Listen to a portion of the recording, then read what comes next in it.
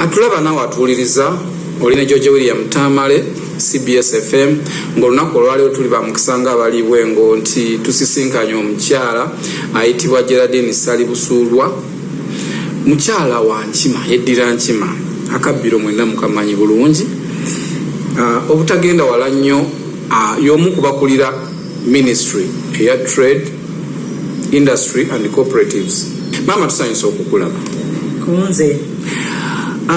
Mama ennaku zituuse eza abakyala, olunaku lw'abakyala. Omuntu yandiyagadde okumanya gw'obulamu obutambuza otyo okuba nti okubalansinga ate n'omubiri ne gusigalako. Obadde olowooza ngenda kogga nzigwerere.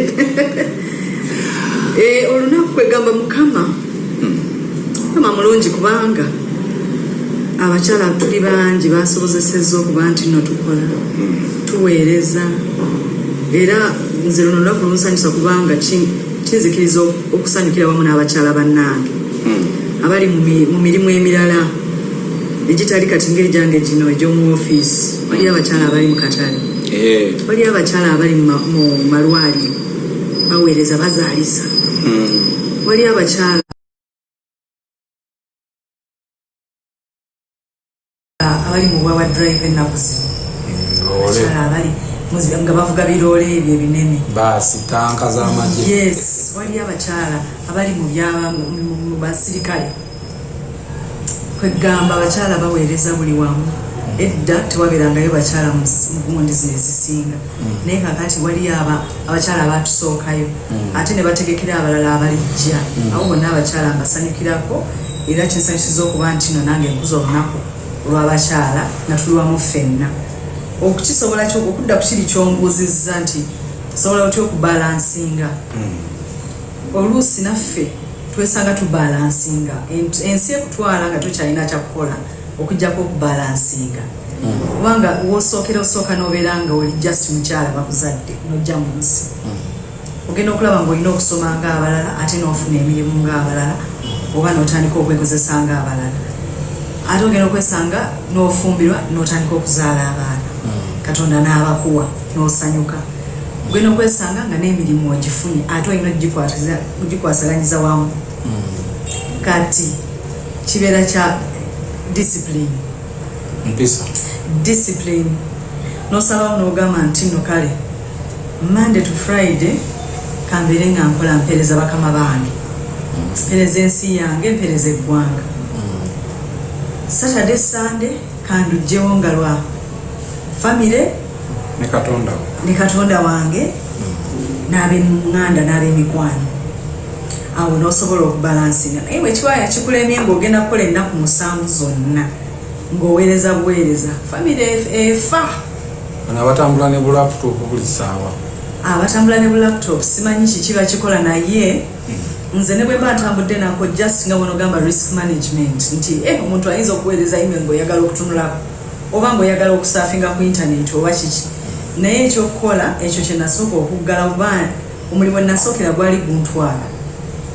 Naye kati engeri gye ngenze entereza systems ate nga ne ba staff bamanyi ekyokukola ngenda mpewuka.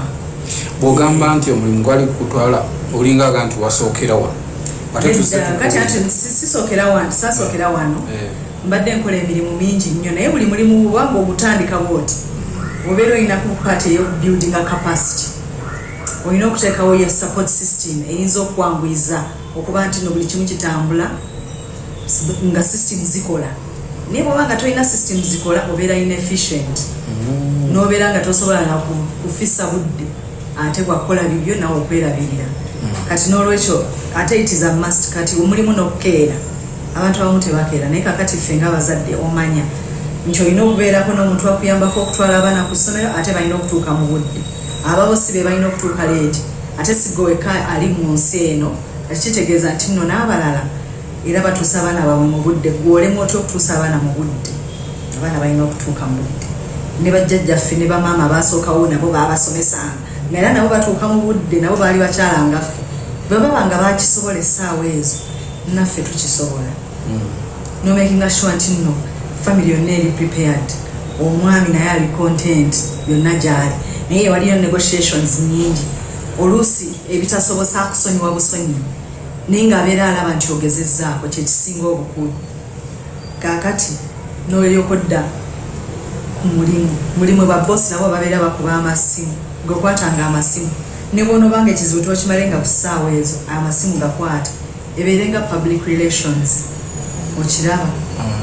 Kaakati nze bwe mbanga nkola ebintu ebyo byonna bwentyo awo ogenda okulaba ng'oyitawo wiikemu meetings ozisobodde messages ozizeemu ez'amasimu ate ne bastaff byonna okuza ebintu byonna bye bakwetagisa okukola nga n'ekitongole kitambula. Yes. Kakati naye mulimu obwangu gwe kennyini ng'omuntu Katonda alina okubeera ng'oli naturally gifted nga Katonda yakuwa obwangu. Oluusi si buli omu nti naakisobola era kyekiri kyebuga nti obukulembeze obusinga buva wa Katonda. Olina okubeera ng'olredi Katonda akuwadde natural gift. Kati gw'olina ogisanga gift yo nti Katonda yampa obwangu kambukozese. Yes, wabeerayo abantu abamu abasalawo nti no nze omulimu nze nja kwebaka paka ssaawa 5. Eyo nayo choice ebeerawo. Then wabeerayo abantu nga yajjako era 11, 12 ali ku luguudo. Wagwe bakulira ani anakubuuza nti ngozereeta? Anti munnanga okulembeze buli omu bagamba the fish rots from the head. Gwe kennyini gwalina okwessaamu kiri n'osettinga ttono mu kitongole. Kati onookwata otya abantu abalala leeti nga gwe kennyini otuuka leeti. Kati olina okuleadinga by example. Kati n'obeera noga nti no office hours zino era n'obeera ng'ozituukiriza. Ate nze nno sikumanya ku office hours nze ndi result oriented. Lwaki mbeera ku result oriented? The recognition of the fact that life does not rotate around 9 to 5. Life is bigger than 9 to 5. Wajja kubeerayo omuntu akugambye nze weekend yonna nagimaze nga nkola Monday saasobodde kubanga twafiiriddwa. Naye nga ennaku Saturday ne Sunday we muvudde off ate ye yakoze. Wali ajja kuga nti nebase ssaawa 9 twabadde tukola transaction gundi ne gundi. Era n'omugamba 9 to 5 kati nze principles zange wendi wano mu 2022 flexi working n'oteekamu flexibility mu mirimu. Naye nga otunulidde butunulizi results nze kasitompa ebintu byange nga bwe mbikusabye report yange nga bwe ngikusabye oba ogikoze ku makya ku Sunday oba ogikoze Monday ekiro nze sifaayo kasooba mu mpadde results. Kati gwe weefuga ku budde ne weesalirawo. Yes, abantu kibawa gundi motivation okukola. Enkola si y'abazungu. Omuddugavu wano kaakulemerako. Nga tuvudde wala. N'omuddugavu wano naye akulaakulanye mu ndowooza. Omuddugavu wano naye agamba nti nno. Oba gwe olwakuba oli wa Manchester. Kale ebintu ebimu gye bisookera. Naye ate ogenda okulaba kakati COVID yajja. Singa banks tezaggalawo. Singa banks zaggalawo kubanga buli omu bamugamba tuula waka. Kati nga banks tezaggala. Era bagenda okulaba nga abakozi balina obbawa computers okolera awaka. Nga yeefuga. Ng'omuntu asobola okugamba nti nze nonsiika ndi mu kiyungu nsiika ate eno ndi ku Zoom. Awuliriza so kati asobola okukola emirimu 2-3 omulundi gumu. Ebintu ne bitambula. Banks tezaggalawo, amaduuka tegaggalawo, kale abamu of course businesses zaayononeka endala zaakosebwa. Naye ekisinga kya byonna nti emirimu gyakolebwa era kakati tulaba nti enkola erimu kati abantu abamu baalemerayo naye nga kibayamba okukwasaganya ebintu ebingi omulundi ogumu ensi n'etambula. Era naawe obaako n'ebisoomooza biki ebyo mu bumpimpi tuyinza okuba sifa abagenda okubimalawo naye twandyagadde tubitegeere tuleme naffe bitomera. Yes, oluusi ebintu ebinsoomooza mu mulimu gwange ng'olina competing priorities nga 10 omulundi gumu n'ogamba kati nsooke kinkwate ki. Ogenda okuwulira bakubidde essimu bakugambye bannange enkya omukulembeze abeetaaga mugende ku State House. Olwo nno kasita mugenda nti no State House n'odduka nti no kati COVID test. Oba okyali awo COVID test nga bakuga nti ate bannange ne mu finance babeetaaga. Wabaddeyo forum ey'okudiscussinga small to medium enterprises. Ate gwe panelist n'olyoka ovaawo. Ate ne balyoka bagamba nti mu office boss wo akwetaaga agamba nti nno waliyo gundi factories bagadde ezitatuuse na mutindo ogwa UNBS. Kakati nno nga waliyo noise ku UNBS. Ate nowa boda n'akuba essimu n'agamba nti kakati ate boda zizino bazigadde kubanga aba Ministry of Health bataddeyo $3 ezo gwalina okukimaliza kuba abasuubuzi bonna kati bagenda kwekalakaasa kati ne parliament nga naye ate nga ne parliament ekuyise leeta budget kati n'olyoka ogamba kati ntandike obanze luke mu ggwanga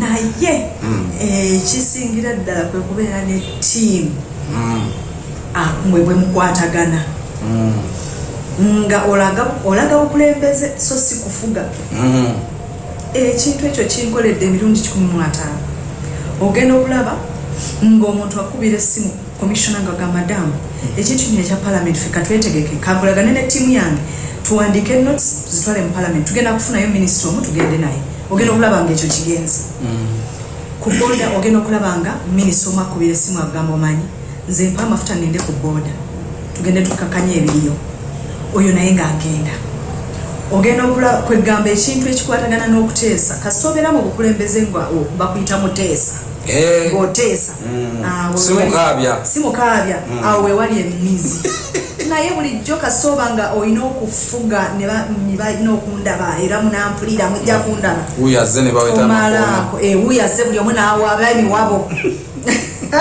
ne bagala leero luno kwega n'ofuka olubabu twajjirwa yakakazi ogenda okulaba nga bikulema naye kasita obiringa ne basitaafu wakati ate n'ekirala okuba empoweringa n'obawa obuvunaanyizibwa ate n'obalekera ne beesalirawo bo ng'abantu abakulu yes olina okuba nga obawadde parameters within which they work nga basobola okukola decisions ezo ogenda okulaba nga ate bakola decision eri very well informed ate okusinga gwe obandi wagambye ate nawe n'obayigirako kati decisions ezo bwe bakola ne zikusanyusa nga nabo basanyuse nti no boss asanyuse baddamu amaanyi ate ne bongera okukola si no ssente buli kimu kibeera kya ssente naye ogenda okulaba ng'ate muvuddemu ebirungi mu initiatives embeera mukoze ate mwenna bwe mufuna ssente ne mufunira wamu n'okumukubira essimu n'omwebaza kimala abantu baagala to be recognized nti bannaye nasuze entunula okutuuka ku ssaawa 8 ye bossi yakitegeddeko gwegeza okuba akasimu walabe omuntu agenda afiirwe omukubireko kasimu omugambe bannaye nga kitalo nnyo kyabadde kitya oddia kankuweerezeeyo ku lubugo ekintu newekabanga mutwalo kumugwekutti agenda kukinyumya ate abeere ng'ali encouraged owa ofiisi enenene bwetyo okyagaba embugo munnaye zirina okubeerayo kubanga ffenna tuli bantu tufiirwa ate tulina ne cultures zituzimba ffe tubeerayo kati ffe mu africa omuntu bw'afiirwa tuyinza kumuleka yekka kwegamba bambi era ffe twekuŋŋaanya wano ne tuteekawo nze oluusi nteekawo essente ez'ekitongole naye ate neteekamu n'essente ezaffe ntino tukuŋŋaanyiza nalaba lisiti tikbi bannanga abantu bambereddewo ate era nenteekako n'entambula oluusi nsasulira van ne bagenda ne baziika wewa oluusi abantu abo tebaagala bantu genda waabo tebannategeka bulungi naye abeetegesa obulungi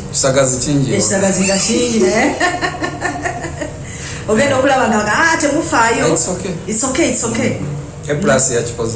naye omuntu abeera nga beeterezeza bulungi tebayinza kugaana abantu kugenda mubaziikirako yes sente ziba ntono kwegambako obuntu njagala nnyo concept eya obuntu yes mama nga tumaliriza olwa busy schedule gy'olina waayo oba entanda eri abaana abawala oba oliawo aba following footsteps zo naye bukeera enkya nga afunye obwa manager obulinga obubwo oba oliawo n'obusingako awo biki ebikulu byatandise buusiza amaaso bannaye abaana ab'obuwala nze kyenyiza obbagamba nti sooka weemanye gwe ng'omuntu omanye ebitone katonda bye yakuwa ng'omuntu kasita obimanya obulungi n'omanya ne byotasobola kukola bw'omanya byotasobola kukola n'omanya ne byosobola okukola byosobola okukola obikole bulungi n'omutima gumu ate byotasobodde ofuna omuntu ayinza okuyamba okukomplimentinga w'osobola kakati nze olaba oluusi mbeera nkimanyi nti wabeerayo abantu mu ttiimu yange abayinza okutunda idea ne babeera believable kati waliwo olumuntu ali tuli awo nga tu discussing eyo liberalization bill naye nga nkimanyi bulungi nti nno waliyo omwami ali more believable than me nga nze nina content byonna nga mbimanyi naye oli bw'ayogera n'apitchinga kisingako ku nze nga njogedde era kijja kuyitawo eyo muyita striker wange kati ekitone kyange nga mmanyi nti I have the knowledge oli alina believability and pitch experience kati awo noyitawo kati manya byosobola ne byotasobola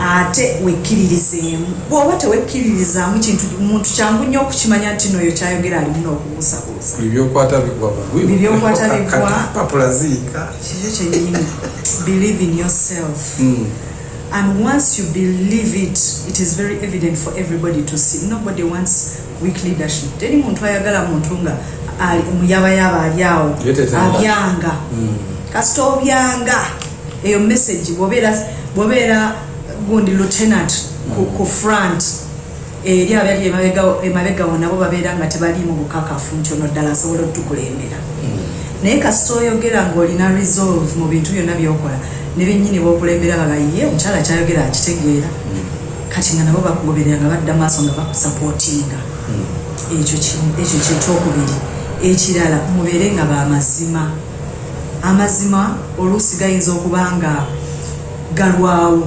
okulabika naye omuntu kasaba kumanya nti awo eyo kyayogera kyo mu butuufu kiba kyekyo manyibwa nga omanyiddwa nti kati ono omuntu kyayogedde kiba kyekyo a woman of their word musuubizenga mutuukirizenga temubeera bannanfuusi temubeera abakyala abakotogera bannaabwe temubeera abakyala abatuula ku mikisa gy'abaana b'abannammwe temubeera ebyo byonna Katonda mwajja nammwe n'akwongera emikisa n'akwongerayo gy'oli naye bulijjo osanga omukyala nga ayogerera buli bakyala bannaabwe ojja kulaba nga n'olugendo lwe lubeera lumpi tatuuka wala enswalwanga nyingi nnyo mu bakyala eyo ezo gibaikulamu ensala zibeera nnyingi naye ate ng'era bw'obeera ng'osapootinga mukyala munno toyinza butawangula kubanga Katonda mwajja n'akwongera n'emikisa naddala nga you're doing it with a sincere heart ate Katonda yatulaba ffenna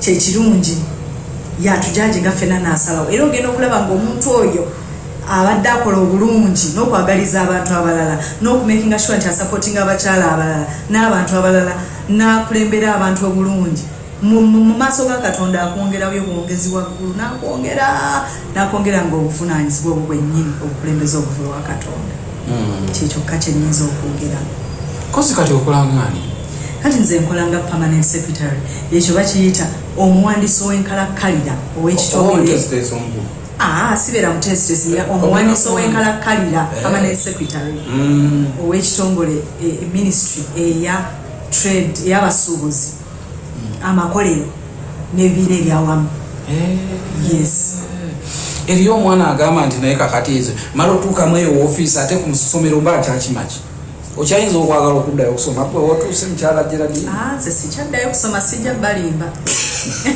kati ndi mukulya byange nasoma empapula zange nziraba ez'Emakerere gyeziri ez'Egayaza gyeziri eza Uganda Road Primary School gyeziri masters eza Manchester Business School from University of Manchester gyeziri eza Sima gye nasoma eza accounts gyeziri maama era nga nafiira mu bitabo tewaveeyo kasente kemulya kati tuweeyo obubaka okugenda Emmengo abantu banga b'Emmengo bannaye kabaka abeewo bannaye kabaka tumwagala nnyo ntumira ow'ekitiibwa Magulu Nnyondo Ssaabasajja Musota Bemba kabaka wa Buganda Ronald Muwenda Mutebi owokubiri nze maama wo Geraldine Ssali Busuulwa eyeddira enkima nga banzaala Katana Kirembwe nkutumidde nnyo ayi Ssaabasajja wangaala ngamba Katana kisangibwa wa si buddu sino mawangudde omupiira kugambye ffe twawangudde n'omupiira totulaba amaanyi ge twogeza lwakuba nabadde siina wempita naye nandibadde mu kirusha nga mpagira nnyo ate nga n'amazina amaganda kwentadde era mbadde nsaba gundi kabaka waffe Beene ampeeyo chance yadde ndi maama we nesiba ekisenso nzija muzinira amazina yes kuba nabo nga tegeera bulungi kubanga ffe ku ssomero Uganda Road twazinanga amazina ago nga tuli mu kwayo era nti maama we agasobola mama Nabagereka naye mwali akagamba mama Nabagereka ate ye kubanga sawa zino olunaku lw'abakyala y'omu ku bakyala gwe touch my shield yes kubanga asobodde ebintu bingi ffe abalala ate ffe eno gye tulaba abawansi be tutasobodde oli wawansi oluusi munnaye kati oli kakati munnaye bali banene bamulyo babalangira nabambejja okiraba ffe kati tuli eno tuli bakopi naye abakopi abakozi ate abaagala obwakabaka bwa Buganda mumwagala nnyo wamu ne famire ye yonna era tumwagaliza obuwangazi n'obuwanguzi mu buli kimu kyakola tumwebaza emirimu gyonna gyakolera Buganda yaffe wano n'okugunjula abaana abawala nze n'ekisakata abaana bange bonna nabatwala n'abalenzi bonna tebannaweza na myaka 9 oba 10 naye bonna nabatwala era yebale nnyo okuba nti nakwasaganya emirimu ng'egyo n'agireetera abaana baffe mu Buganda okusigala nga bakola ki bayina empisa ezaffe ez'Obuganda. Tweyanziza. Amina. CBS FM.